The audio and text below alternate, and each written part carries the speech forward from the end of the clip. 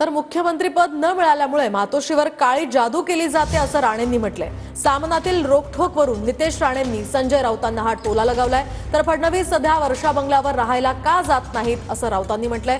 शिवाय काळी जादू या आरोप करणाऱ्यांनी उत्तर द्यावं असंही संजय राऊतांनी म्हटलंय।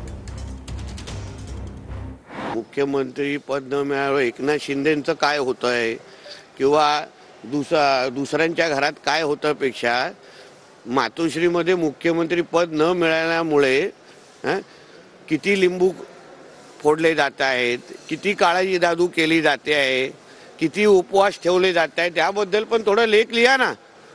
उद्धव ठाकरे मुख्यमंत्री न मिळाल्यामुळे किती बुवांकडे जायला सुरू केलेलं आहे, किती काळा जादू करायला सुरू केलेलं ह्याच्याबद्दल थोडी माहिती कधीतरी मग महाराष्ट्राला द्यायला लागेल। म्हणून दुसऱ्यांच्या बद्दल बोलण्यापेक्षा स्वतः बुडाखालच्या आग जरा बुजवा।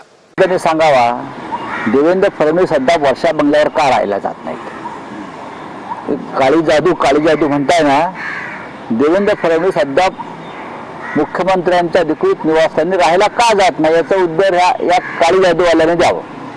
कळलं? माझ्या नादाला लागू नका।